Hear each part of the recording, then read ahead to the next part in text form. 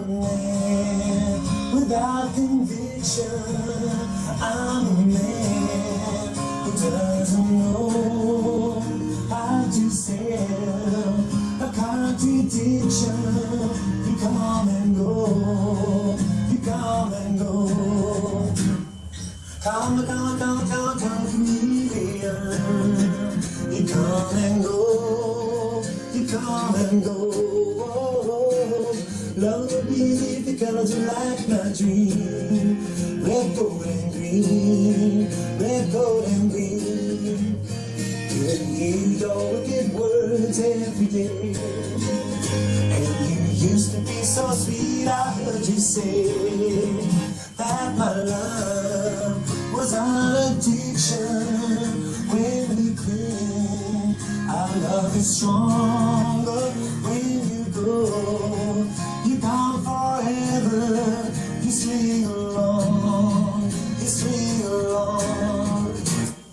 Come, chameleon. You come and go, you come and go. Love will be there because we like my dream. Red, gold, and green, red, gold, and green.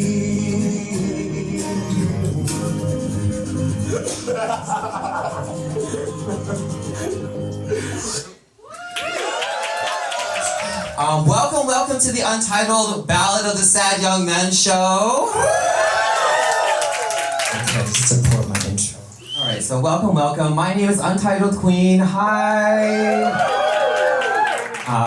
It says here, I am a Boricua Filipino visual artist and drag queen and graphic designer. This is the third installment of this show. And for those of you who haven't been or who have never seen me before, this show is really a way for me to kind of bring all of my kind of contemporary art practice, sort of like drawing and performance and installation, and sort of bring it into the intimacy and the immediacy and the community of the queer nightlife bar. So this is a really exciting way for me to kind of like melt these two forms together that I find really important in my life. So I'm happy to share that with you tonight. Let's see. Okay. So I'd like to start off the show with a land acknowledgement. So we gather here tonight at the Rosemont Bar in Brooklyn and acknowledge that we are on stolen land, the traditional land of the Lenape and Canarsie people, past and present. And we honor with gratitude the land itself and the people who have stewarded it throughout the generations. And I just want to say, like, land acknowledgements are an awesome way to do anything. It's a great actionable and really easy to look up and to incorporate into your welcome things, and it is always applicable in this quote-unquote American soil. So if you are here, that is applicable. And we want, yes, snaps. Of course, this is also beyond that tomorrow is Indigenous Peoples Day. So I think it's really important, of course, since the inception of this country, we've treated these people like absolute atrocities. So it's great to acknowledge our role in that and to give back when we can. So also the merch that I have available, so I have t-shirts and prints. So 25% of the proceeds are going to go to the Navajo Water Project, which is an amazing charity. So yes, this is really, really important. So please buy up and know that it's going to a good cause. And all right, and I also like to start the show off with a big thank you to Troy and all the staff here at the Rosemont. We have Queen Robert and Lauren at the bar, so please treat them right. I fucking love them. I'm so excited. We have Evan, our filmmaker, so you'll be seeing somebody running around. Evan, give it up, Evan. We also have Maddie being like really nice and taking some photos. She's an amazing photographer, thank you. And we also have OG, who is selling, they're my gallery next, selling all my stuff right in the first booth. So you can catch them. Thank you, babe. And of course, my great friend and sound artist, DJ Jess Ramsay. That amazing sound intro was a custom soundscape that Jess created. I love collaborating on stuff with her. We've known each other for 10, 12, 30 years. We went to art school together, and we just love making things together. We sort of had maybe a flashback of maybe doing a White Diamonds throwback for the... I don't know if we're ready. This is a party we used to throw when we didn't know what was happening, and we just were having a really good time. Okay, so this is the tip, like, bucket thing. And I'm probably not, like, running out, you know, in general. So if you want to wad stuff up, they are highly, highly appreciated. Okay, so I'm going to expand on the theme of the show in the next track I'm about to do. But it's basically about my thoughts on love and people. Oh my gosh, yes! People in the city. So I'm so happy you're going to be here with me for the ride. All right, let's do this. Fish in the sea. Such a silly saying. David Attenborough may be the only man to come even close, showing me the Japanese pufferfish who dances on the seafloor, painstakingly arranging shells, creating a mandala for its mate. And a clownfish, headbutting and dragging a fragment of a coconut shell so their mate can lay eggs, protected. I've seen no humans like this. I have, however, laid eyes on packs of hammerhead sharks, you know the kind, chasing clouds of blood, wandering in the dark of the meat rack, last call, and grinder, boasting about how much whale blubber they've sucked in the past week. Or the barrel-eye fish, with its holographic, transparent head, so you can see right through its thoughts. There aren't many beyond the eyes. But this is not about simple disillusionment with boys. I have found love outside the Great Barrier Reef, a self-love, through drag most unexpectedly, rendering that ache of incompletion to a low echo. And I swim amidst the familiar passing schools of Brooklyn, neither pressed nor impressed, until recently I caught a flicker from the water's surface, a flash of a glittery tail, and as I rushed up to grab it, I knocked my head into a wooden decoy. 3, actually. Ducks all in a row. These are the sad boys of summer. I dedicate this show to the spell of their sullen charms, their nervous smiles, their soft-spoken voices. Each set will be dedicated to one of them.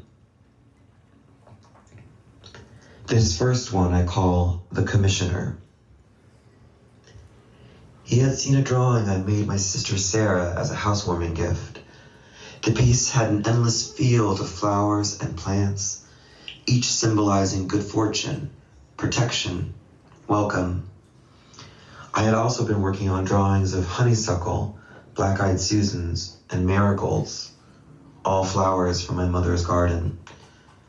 He is an art director and said he would love to commission one, and that he would pay what it was worth, and to take as much time as I needed. Both of these things, as an artist to an artist, couldn't be more attractive. Proper money and time consideration. I said amazing, fabulous. I asked later what flowers, meanings they might want, and he replied, I'll ask my boyfriend to help me decide what we'd want for the piece. And I said, this wasn't terrible at all. It was easy enough to move along. Then a month or so later, I see him at a show I'm performing at on Fire Island. He hugs me and is wearing the smallest checkerboard hot pants, of course. And then as I go to get a drink, he follows, and within seconds stares at me with the most intent eyes. Tells me that on Fire Island he's more voyeur than anything, and how he is a people watcher and makes up stories about their connections because it was a game he and his grandmother played in the park, and how his grandmother was the strongest female icon in his family, how she carried herself, how much class she had, and how she was his best friend, and how much she inspired him. I was, of course, taken in by this intimate and loving story about the matriarch of his family while I had waited for this margarita.